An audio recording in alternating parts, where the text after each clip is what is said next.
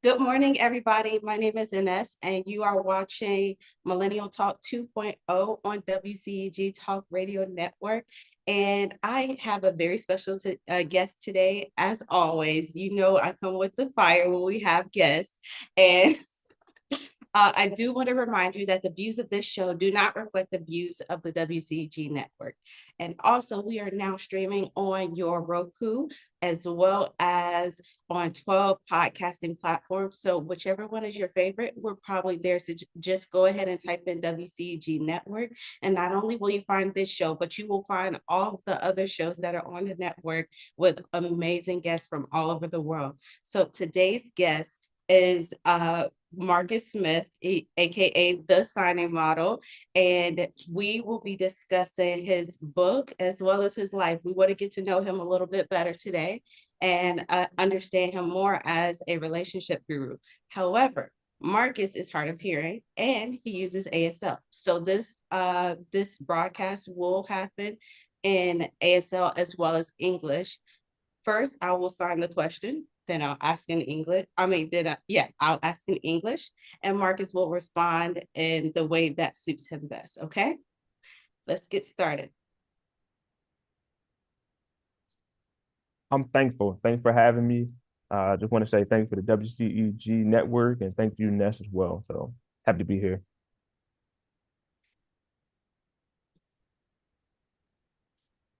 Where am I from? I'm from Maryland, born and raised in Baltimore, Maryland. Yep. I did go to Gallaudet University later. But growing up, I went to mainstream school and I had a lot of support. I had note takers. Yeah, growing up, my family, they actually did sign. I remember I have memories of them signing with me. But as I got older, they sort of lost the skill.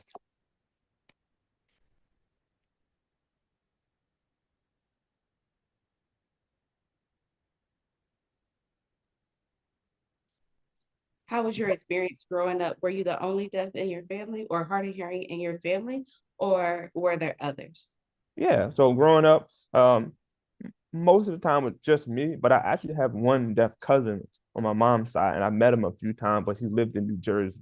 So I didn't have a lot of interactions with him, but I have one other deaf cousin in my family. My favorite class. Ooh. Um, I definitely have to say social science. Social science for sure. Why? Well, I consider myself a person who likes to think, and that's part of why I wrote the book. And I just see how society, um, participates and communicates with each other. And I actually studied sociology in college, so it was right in line with one of my favorite subjects in high school. Oh, that's really cool. So now that we're learning about you, your book is about questions for people who are dating. Yeah, You specified men, but it's really good for women to ask the same questions. I agree. I'm happy you say that because it's really specified for men, but exactly women can use these questions too. So I wrote the book, and I remember you saying earlier, you said I'm a relationship guru, but I want you to know that I'm not an expert in relationship. I'm just a guy with a story. And so this story kind of started from 2016. That's 9 years ago when I really started focusing dating seriously and learning a lot. And so this book really is just a conversational framework that helps people who are dating and serious about dating to sort of cut through the surface fluff in dating and save time, save money, and avoid heartbreaks. Like heartbreaks will happen, but if you ask the right questions, yeah, sorry.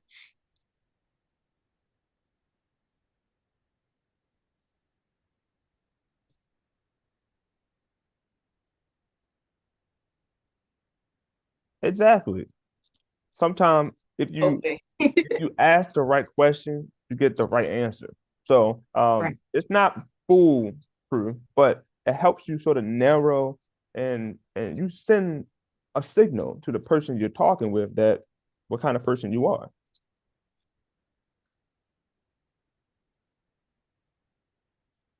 Yes, I got married last year. Yes, thank you.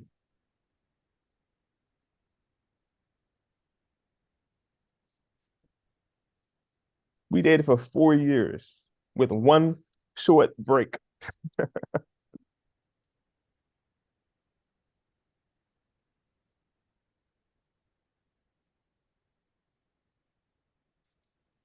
Good question. I'll be honest. Most of those questions I wrote in the book were pretty early in the relationship, within a month or two. So not the first date. Some, yeah, some. If I Okay. wanted to keep the conversation spicy. Okay. So our audience doesn't know the name of your book. Yeah, no problem. So the name of my book is called Discovering, Discovering the Mind of Your Future Wife. Yeah, Or just husband for the future. yeah.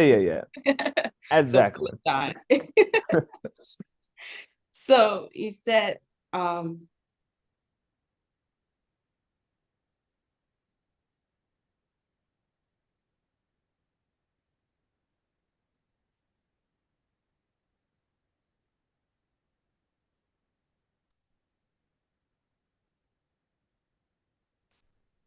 so Yeah. you said, I'm sorry, you said that in the book that you want to help people save time and money and dating instead of wasting time and money so that they ask the right questions. But how do you know if the person isn't just answering the questions correctly? Agreed. And like I said, it's not foolproof, but these questions actually will challenge you first. And when you yourself know where you stand and where you're committed, where your values are, then you have something to sort of guide you. And be honest, most people don't think about these questions. And oftentimes you'll have an amazing conversation. It's awesome, but my hope is that you have good open dialogue, and then you can say, this is a good person, but they're not for me. And so um, I feel that preparation and understanding who you are, your value, will actually help you identify if this person actually just saying it or they really mean what they're saying. But that's a conflict that is a good person, not a match for me. So what do you do in that situation? Well, good person is just a label for um, having a good time. So when you're reading this book, it's already assuming that you're attracted to this person and you're having a good time. Like you enjoy being with them. But now we're focusing on value. We're talking about the future. We're talking about faith. We're talking about you know, Building together. building together. That exactly. And so these are more specific questions that help you be aware of their their mindset.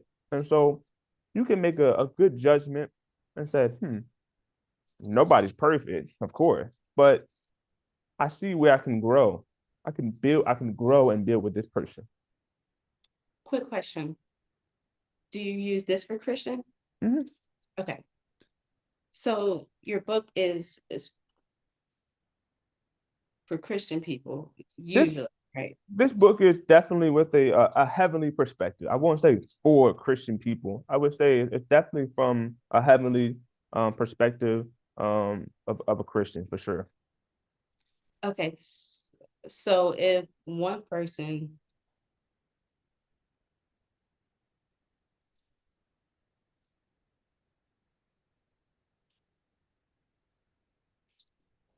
I love that. I love that question because that's exactly what happened to me. And so you have to sort of see the fruit. And sometimes a lot of people have the fruit, meaning they have teeth, they have common sense, they have a builder's mindset, but they don't have the language, or they don't attach, they don't credit, that knowledge to maybe your faith. And so that's why you date. You see the foundation first, and then you build and you have deeper conversation. But oftentimes, I remember early in my experience, I had a hard time trying to connect and, you know, have real conversation, because I was just trying to catch a vibe. And so when I became more intentional about the question that I wanted to ask, then I had better conversations. And um, it seemed that maybe at the end of the conversation, that person wasn't for me, but we respected each other. And I was able to realize who exactly I needed to like to be with. Okay, so following up with that, you see that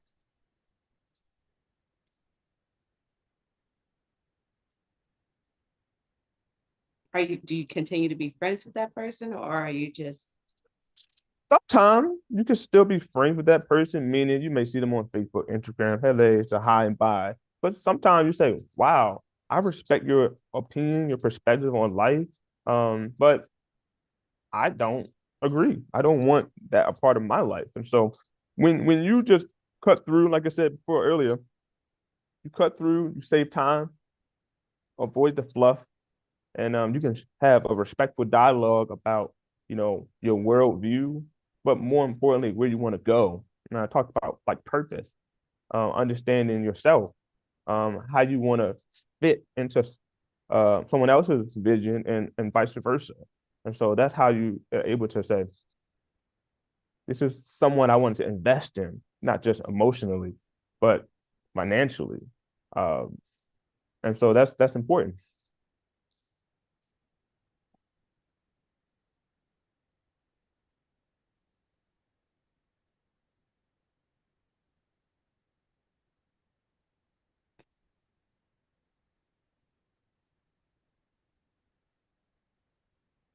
Yeah, so I asked, where do people go, where should people go in your opinion?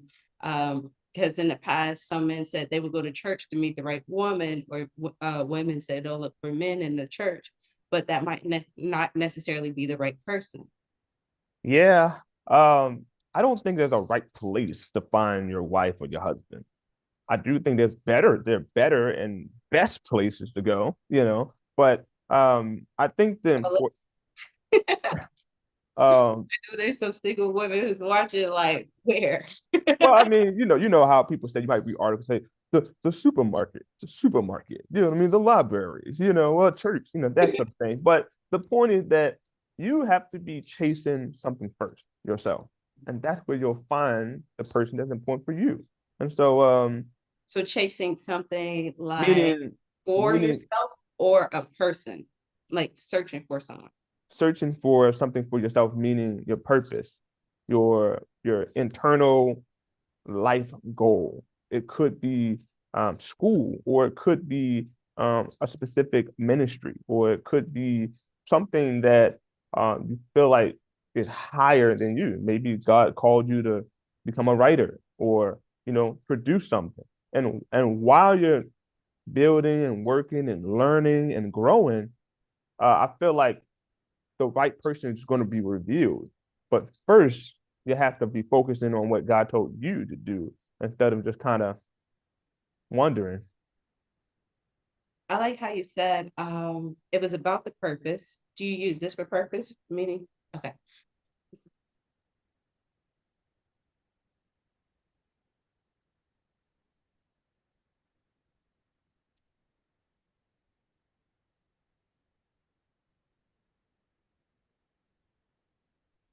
Good question. What if they don't know their purpose while you're on your purpose journey? And like, what do you do if you're like, this person feels like the right person, but they don't know their purpose? What do you do? Yeah. I don't think not having or knowing your purpose automatically eliminates you, because some people are in their purpose and then their purpose changes. depending on their season. And so the key is that you have the mindset that I need to be pursuing God, pursuing what's on my heart, something that's bigger than myself, so that you can say, I want to connect and build with someone else that can help. But more importantly, that you need awareness. You need awareness of your strength and your weaknesses. And you can see how you connect and build something with someone else. A woman say, oh, I'm strong in this area. Ah, she's strong in another area. And that's how I think we in relationship, we just say, if we feel good, then everything else will work out. Instead of thinking about it a little more, having forethought, thinking ahead, about how I want to raise my children, where I want to live, how I want to live. And so, what I believe. So these things really, really dictate what and where you're going to find your person. So 4 years,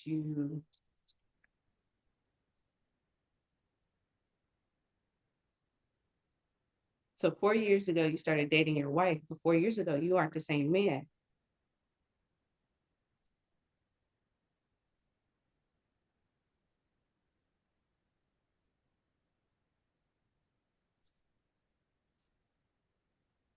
So sometimes do you feel like you match more in different seasons than others?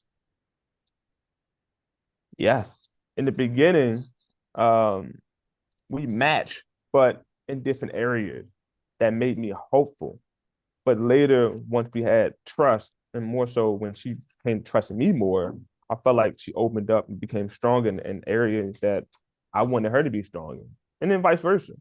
I mentioned we took a break, 2 years in our dating, because as much as I knew what I'm saying to you right now, I wasn't always doing it, and so uh, that's why we took a pause, because you have to produce fruit, produce the thing that's going to make a woman feel, strong and comfortable and safe.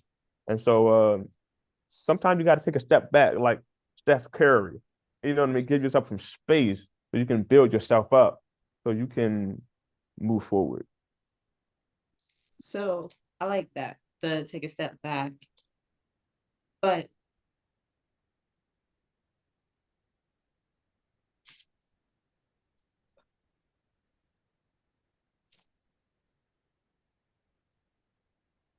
so if someone takes that step back, but the person or the woman that they were trying to date actually, or they wanted to marry, moves on, what do they do then? Just In that situation, yeah, in that situation, if one person does not want to be with this person for whatever reason, you have to shift. Maybe you still have your heart, your eyes on this person. Like in my situation, when we took the break, I kind of knew she wanted to be back, but she didn't want to be back in that in the same. situation, in that circumstance.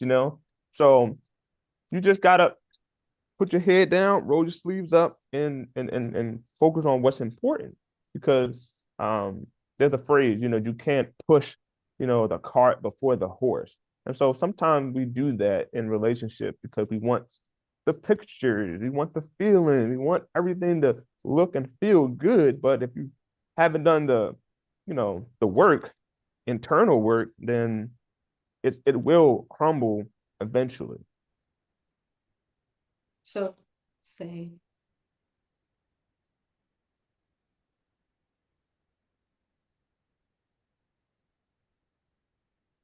so let's say you a couple has been together for many years and one person starts putting in, it feels like they're putting in more work, and then the other one is just okay with things being the same.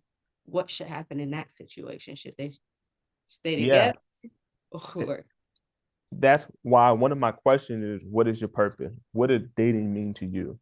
So you want to see the ambition in their view of their future and see if you have the same sort of concept of with dating.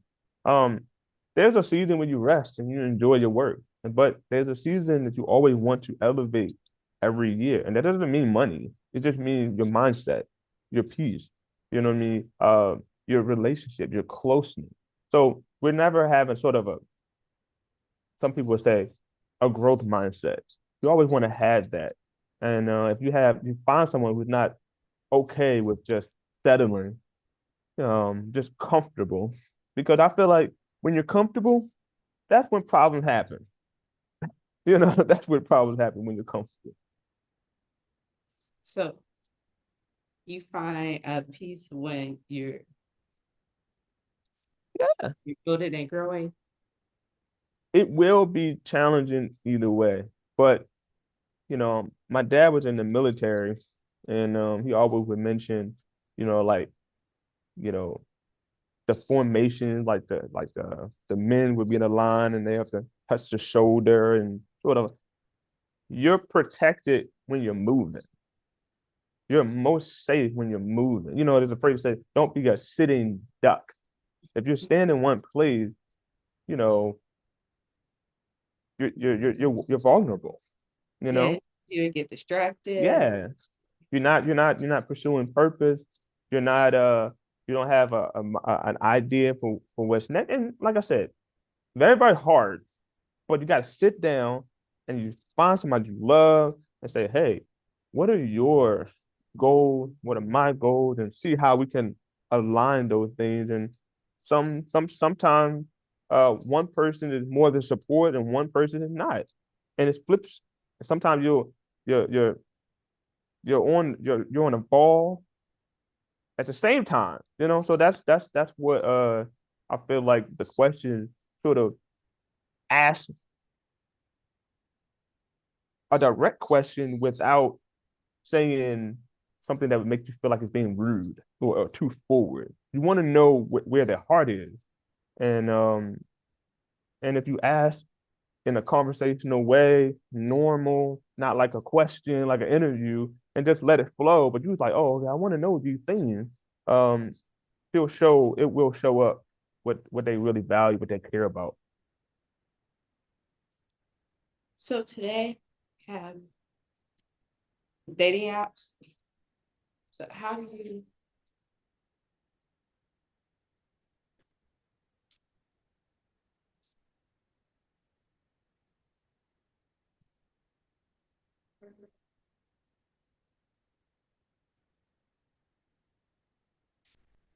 so you have dating apps today, and when you are setting up your profile, do you set up that do you say that you're Christian in your profile, even if it's not a Christian dating app specifically, or do you say it before the first date, or Oh, what yeah. would be the best time to put that out there? Yeah, and it's another reason why I love the questions, because the question, some of the some of the questions in the book, if you're not a Christian, it will go right over your head.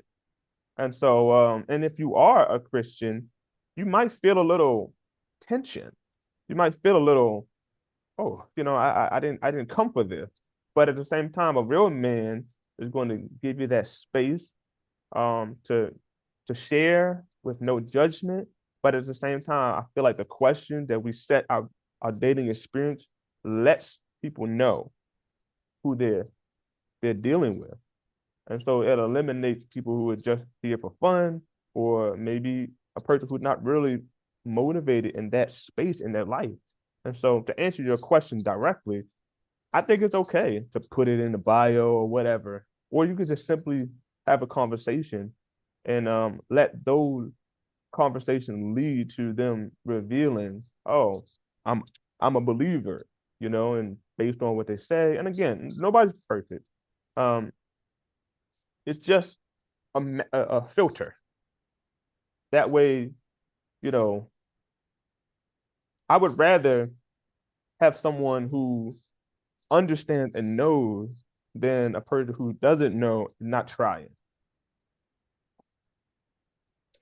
But okay, so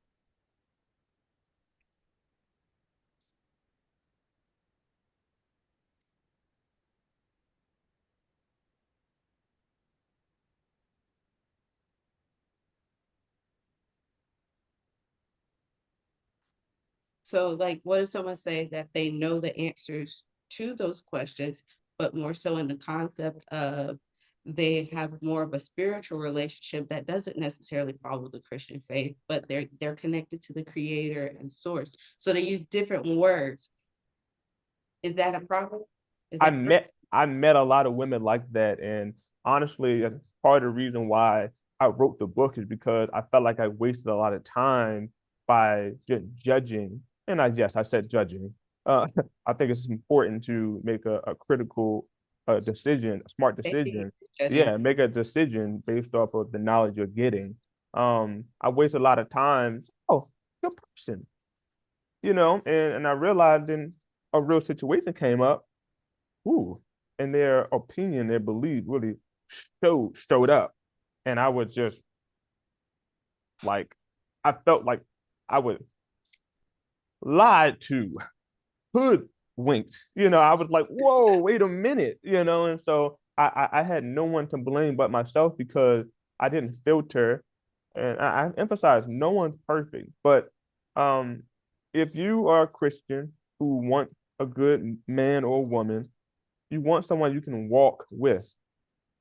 That means you fall with, and so yeah, and you get back together, get back on track together. And so I think it is a problem, you know.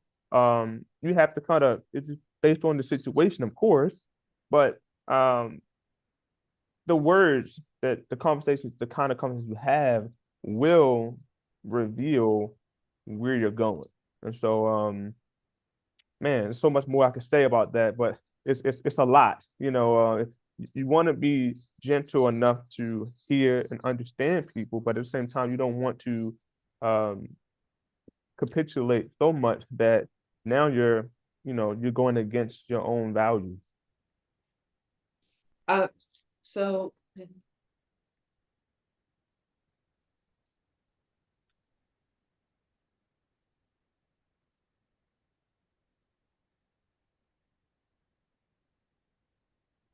is this it? Religion? This way. Okay. So that question was, in different cultures where Christianity might not be the main religion, do you think these same questions would work? So if someone was, how you do Muslim? They have Muslim, you have Muslim, different sign. Muslim or Buddhist, so if they were a different culture, you think these same questions will work? I do. And because this is a conversational framework to understand where a person's heart, their mind, and their treasure is belong to.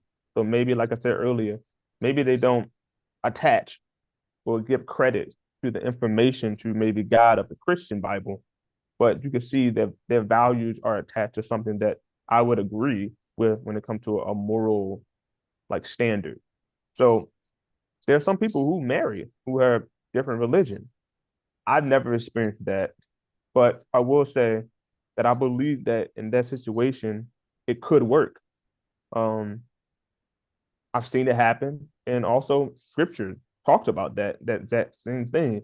And praying that individual who is a different faith would would change and see God for who He is. And so I don't advise that.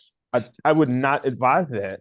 You Don't know, search for that. yeah, I definitely wouldn't. And that's part of the reason why you have a conversational framework from the book that shared a little about my experience and my journey and sort of trying to filter while still being respectful and just like I felt like earlier in my dating, I'll say that in 2016 is when I first focused on seriously dating. And I was in DC, I was dating lawyers and not politicians, but women in government. You know what I mean? Psychologists and things like that. It was amazing meeting a lot of intelligent women, but uh, it was always that friction because um, you have knowledge and then you have wisdom, and a lot of people have knowledge, and sometimes um, when a different perspective is presented, it causes conflict and problems. But that's okay. You can realize before you get your heart attached that this person is probably not the person you want to, date or eventually marry. So with dating seriously for, you said I started in 2016? 2016. That's 9 years ago. Wow. Wow. I'm not old. I felt that. But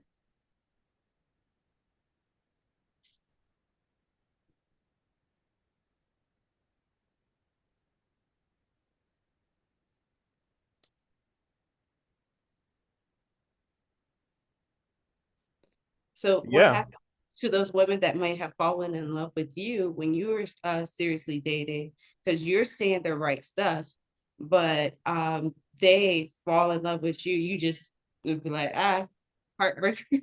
yeah. So this is real. This is a real question. And so definitely had happened before, and it's important that men respect women. Number one, and not, the scriptures say, um, start love before it's ready. You know what I mean? And so that way you can feel like you can make a decision to leave without feeling guilty, because everyone is not for you, but that doesn't mean that maybe you were there to give an amazing experience to show them a different perspective. And maybe they're not, but now they know somebody else who's similar or have in the same like ballpark. And so I think that's what's important when it comes to dating. Number one, respecting women, their treasure, and not getting involved so much emotionally, physically. So when you meet someone, you're not, they're a good person, they're attractive, you have fun with them, but you don't see them with your future. You can say, you're a great person. Maybe there'll be a great networking for the later in life, But if you ruin it, then it's just terrible. So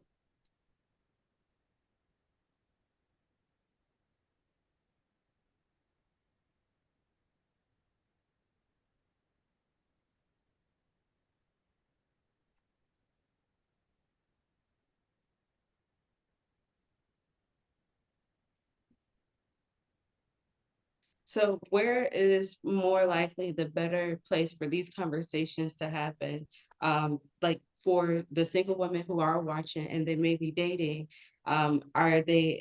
should they be looking for these kind of questions over dinner or while they're out and doing an activity? Yeah, I don't think it matters. I don't think it matters, but I think it's important that you keep in mind when you ask. If you're at a dinner date, it's romantic, it's gentle, everything is good.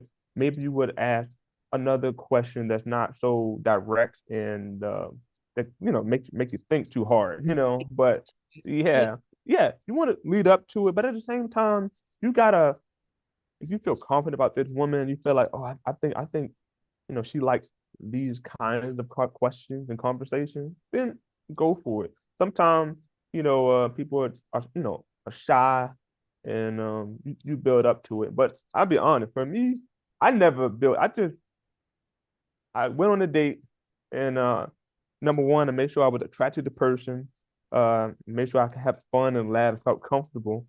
And then once that, then I just flowed because I already knew what I wanted.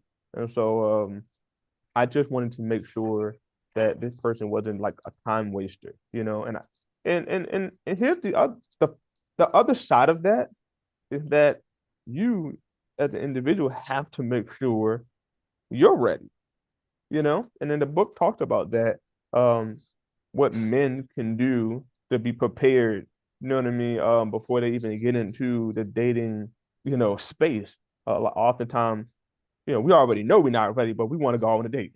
You know what I mean? And so the questions can be asked at any time. You just have to have confidence and just have to like a genuine want to know about that person's opinion and their upbringing, their worldview, and then those conversations would be amazing. And you may not date later on, but that woman or that man will be like, wow, she's very, very insightful, very a person who thinks. I respect that. And that's what I wanted.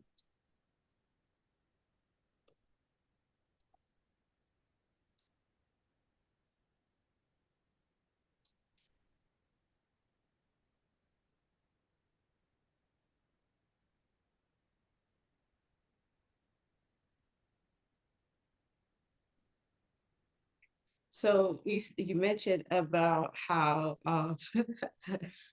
the way I read it, it was like, oh, broke people shouldn't date. Basically. And I was cracking up because I was like, dang, well, what if they're building? What if it's not that they're broke? I mean, they might be broke financially, but mindset wise, they know that it's going to come. Whereas the other person might already have it. Yeah, I'll be honest. I'm a little biased when it comes to for a man. I think he should have money and be ready to get into the dating field. Now, for a woman who has a mindset, she has a business, she's moving, she's growing, she doesn't have that exactly. I don't see that as something that would automatically eliminate her from even trying to go out on a date. I don't. But for a man, say, The opposite. So if it was the woman who has the money, I don't and think the man should be dating. So I'm a little biased. I'm a little biased against men. I think men who don't have money or don't have a purpose or don't have an idea where they're going should not be dating. but let's say if they're dating,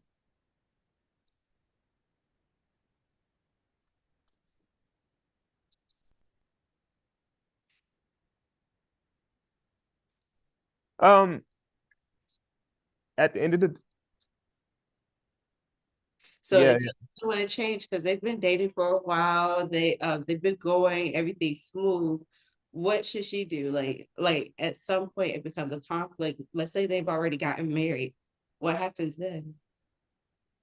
so you're saying what I'm hearing is that they got married and she already knew that this person, meaning the man, is not a person who's like thriving, right? And because society, In society. this is society as well. Hmm. Yes.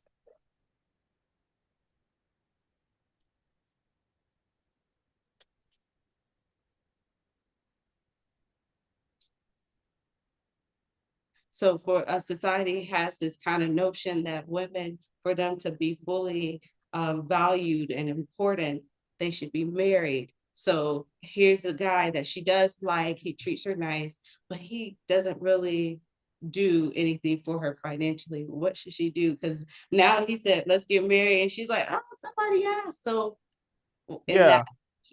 Well, I'm gonna pivot from what society says because I don't believe that that's the right perspective to have that your values come from being married. But I do believe that being married provides a lot of benefits, blessing, uh, grace, love, security, um, and favor. So now that you're married, now it's not her money and your money, it's all y'all money. And so with that mindset, then you don't have to feel that doesn't mean you got to stay broke and not doing nothing, no, but you don't have to feel like it's separate. It should be with a mission and a plan that together we're going to build, we're going to grow something and not, um, just I'm going to be working and taking care of everything. Then you just, oh, I'm a good person. No, that's not enough. or so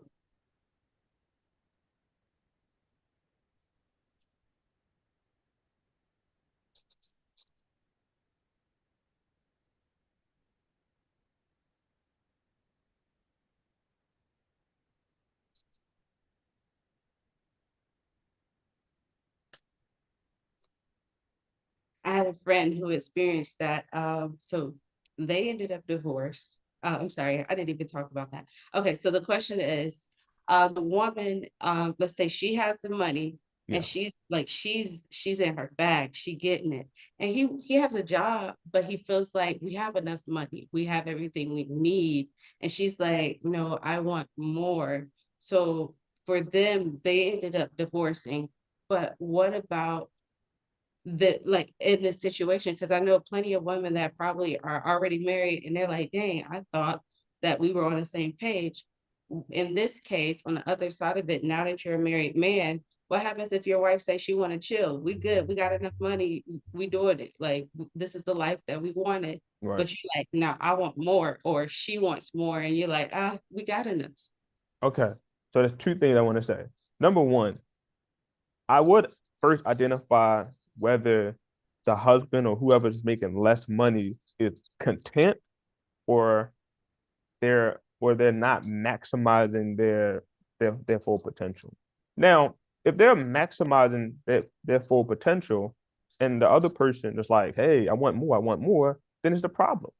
But if they're content settling, they could make 30, 40,000 more, or they could go back to school, or they could do something, start a business or partner with an idea that the other, spouse wants or has, then that person should lock in.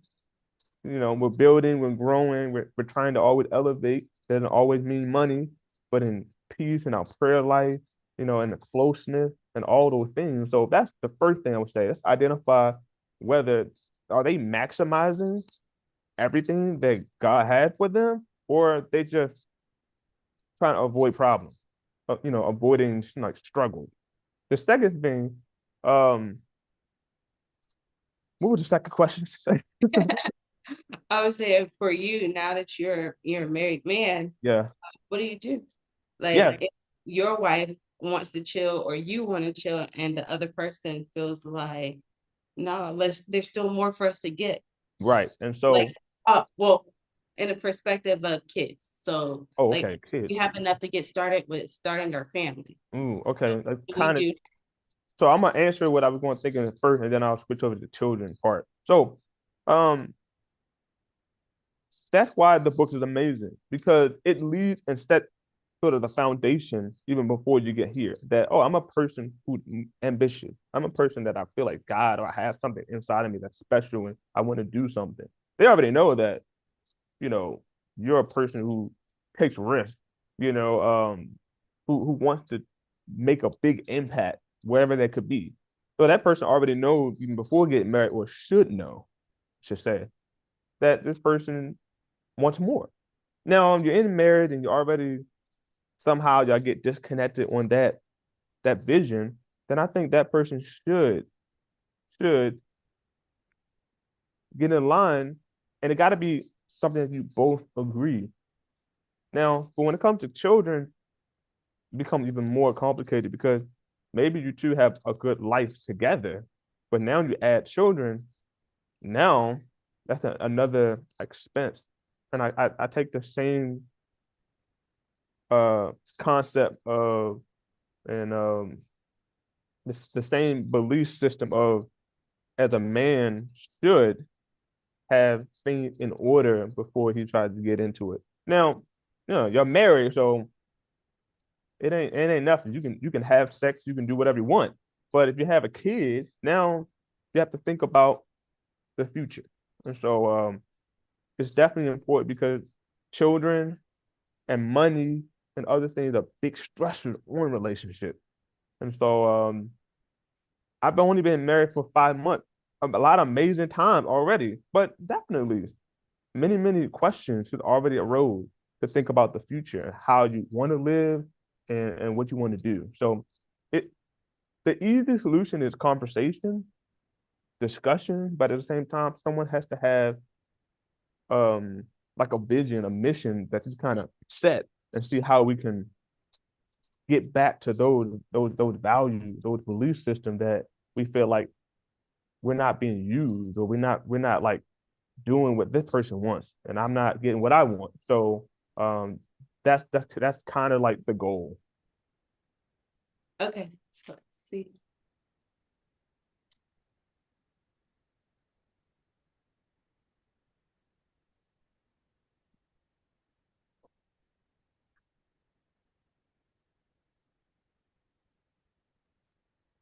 Ooh.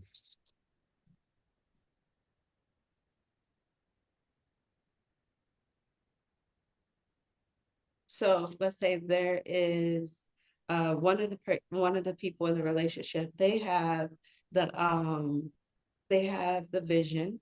They both have the vision, but this person is comfortable. We're working towards it. They're doing it.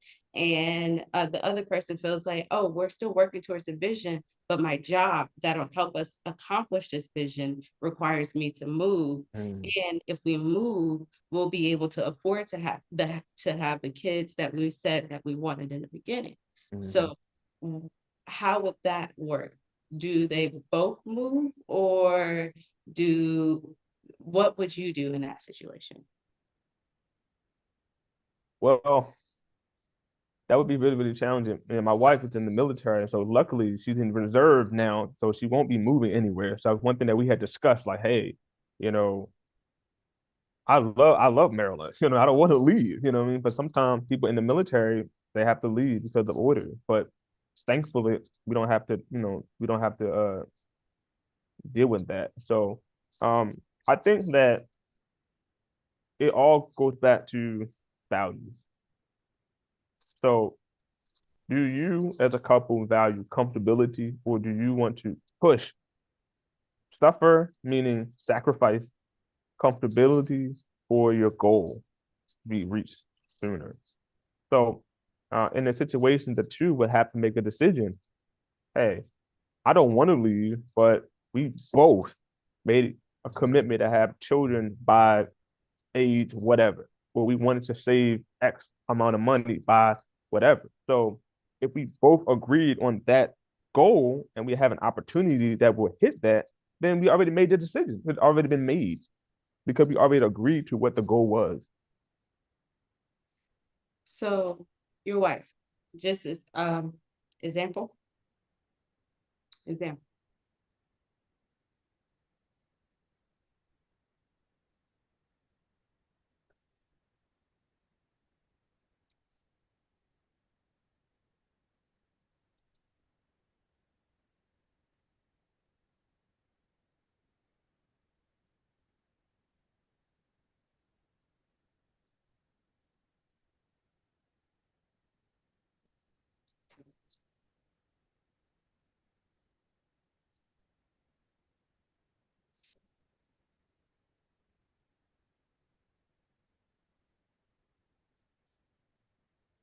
So your wife, let's say, just an example, I'm not putting this in the air. So your wife, let's say her purpose changed, like she's in a reserve, so she's had time to think about other things that she might want to do. And let's say she feels called to do something bigger with her purpose, like she didn't know, but something happened and it shifted what she feels like is right for her and right for your relationship. She still wants to have the same vision, but you made it clear that you don't want to leave Maryland. But she's like, I have to go. Like, if I don't go, it'll hurt our relationship if I stay, if I know I need to go answer this call that maybe I feel like God is calling me on. What would you do in that situation?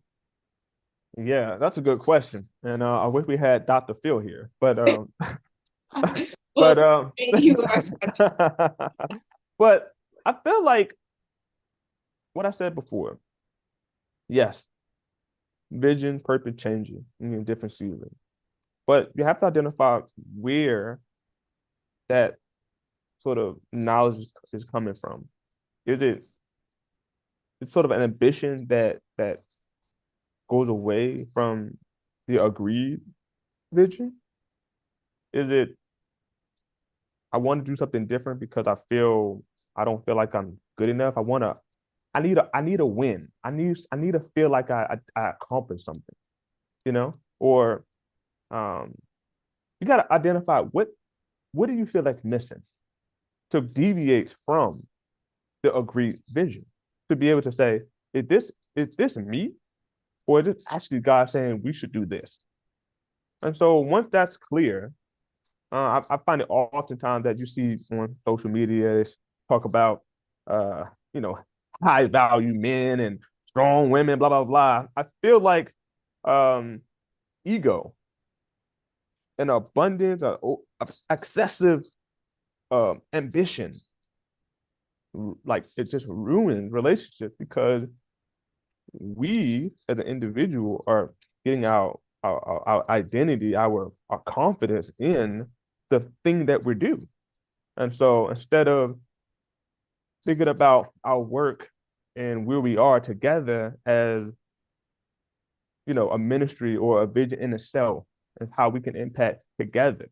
So it's complicated because maybe actually God, or they feel like I have this dream. I really want to do this. I want your support. I want to change the agreed plan. And you can discuss and you can pray and just sort of weigh the pros and the cons. But I feel like the first step would to be identify where this emotion is coming from. Like, are you feeling like less? Because a lot of time women or maybe even men say, I want to do this. I don't feel valued. I don't feel respected. I don't feel like I'm strong, because I feel like I'm following the play. I'm just following the play. And I want to feel like, I'm contributing something to the world, making an impact. And so you have to kind of weigh and see if that like a selfish ambition or is that really like, oh, this is something bigger than me that I'm going after. Okay, so um, Good questions. thank you. Let's say same situation.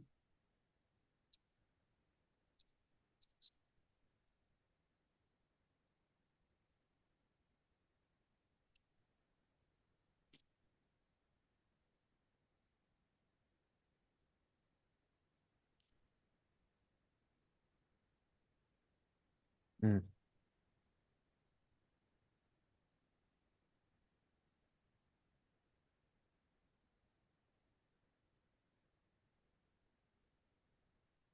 So let's say we have those two people again.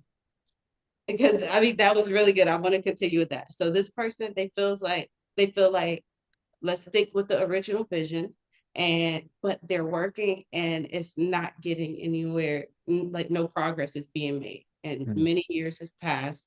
Yes. But this person, they feel like, oh well, in these years this has happened, so that these are wins that we've had and that they've been accomplished. Let's make the vision bigger so that we still have that one, but we also add to it.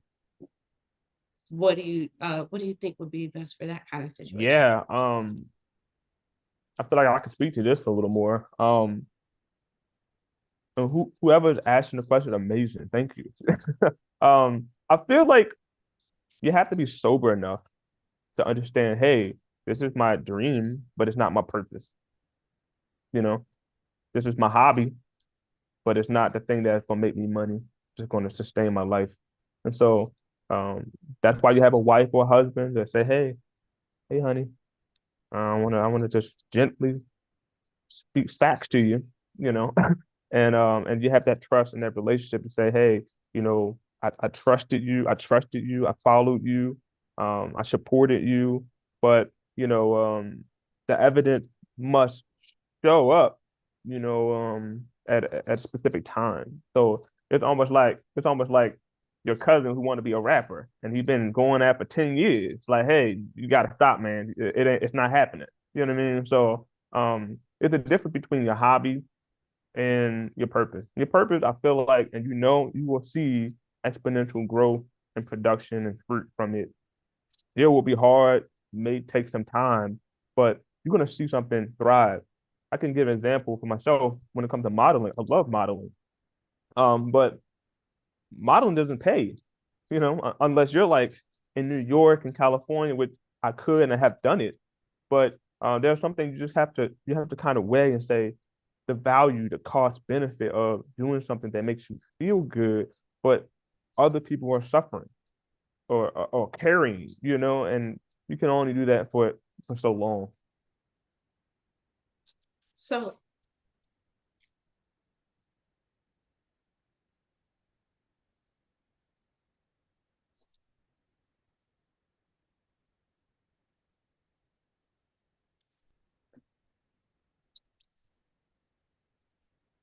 Yeah.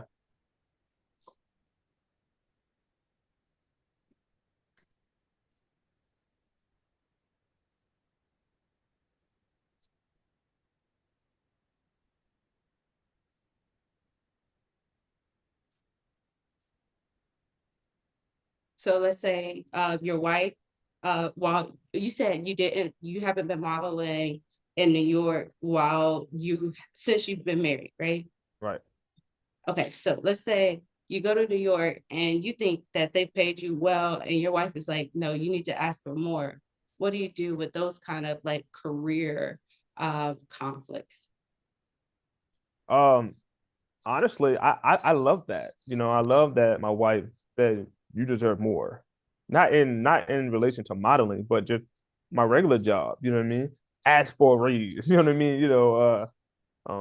Document da da da. So I think that's a good thing that you have a wife or a husband that pushes you, and make sure that holds you accountable and vice versa. So in relation to like modeling, I already knew before I got married that I was going to stop like modeling like in New York Fashion Week and all of that.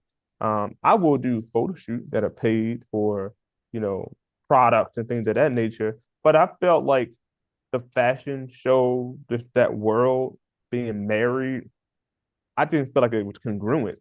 So I already knew that before. I was like, I'm gonna do this, and then when I get married, it just wasn't really that important to me. And um, so it wouldn't be a problem for me because I didn't feel like that fit in a marriage anyways. So you think it's hard for models who are married to keep the marriage? I don't know. I know for me, I felt like um I have eyes for my wife. But to be honest, when you're modeling, you're gonna see women naked. See what I mean? You're gonna see, just the flamboyance and all of that. I just felt like for me, I know who I am. So I don't want to like tempt myself if I don't have to. I wouldn't do anything, but it was like, what's the point? You know what I mean? To be around something that not benefiting me, fighting for no reason. But let's say you, well, not say you, but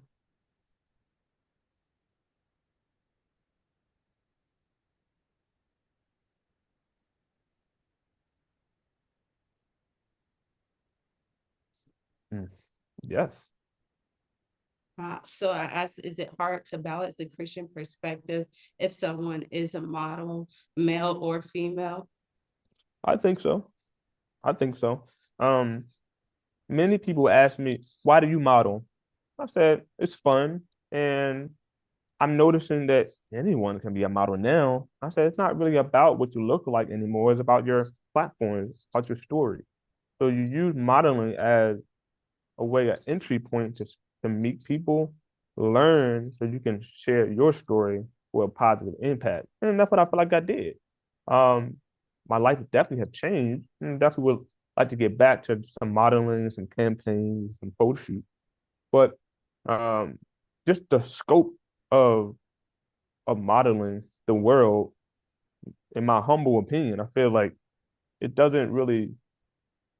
It's like empty calories to an individual who wants to live for God. So briefly, I'm sorry, we are at the end of our time, Uh-oh. but it was a good conversation. I wanna let our audience know about your podcast and how to connect with you. Yeah. So you can find my podcast on YouTube. It's called Elevated Conversations. Is where what I do, I interview people deaf, hard of hearing, anyone really in um my world of fashion, sports, or anyone doing something amazing in the deaf community. We have interpreters, we have deaf people signing, having dialogue and like real conversations. And it's amazing. You can go to YouTube to Elevated Conversations with a S, Conversations. And I'm just excited. My book, you can go to my website at marcusjsmith.org. Yes, org. And And it'll be in our oh, description, so absolutely, make sure absolutely. it's easy for them to get to it. 'Cause Yeah, and it was last an easy read. It was good questions. Like it was thought provoking. And I guess exactly. it goes back to that social science, the social science you were talking about. Exactly. It all makes sense, you know. And I just want to say, by no means am I saying I'm an expert. I'm still learning every day, but I feel like I wanted to help people, especially men, just kind of avoid sort of, just wasting time. I know that I waste a lot of time dating and even talking to people that I would just Sorry, my get, daughter just came out of the room. See, you know, you just hey, just just just going with the flow is a no-go. And you definitely have to have your own intention and belief, and it is okay if if people don't agree or want that for them. That's okay. That's why we date, to sit down over some good food, laugh, talk about current events, and find out where a person is going. I hear you. But on this note, she was like, okay, I'm ready for human interaction. I But understand. thank you so much for coming today.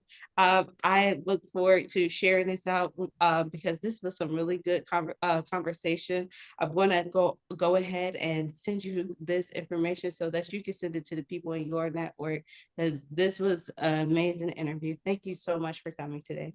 Thank you, thank you, thank you. Have a good one. Bye.